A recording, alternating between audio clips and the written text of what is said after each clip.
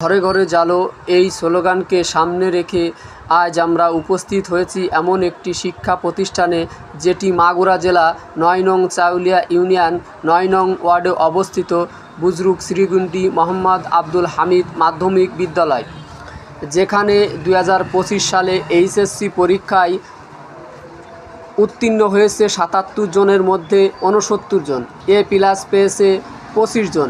মেধা তালিকায় অত্র বিদ্যালয়টি মাগুরা জেলার ৬ষ্ঠ স্থান অধিকার করেছেন।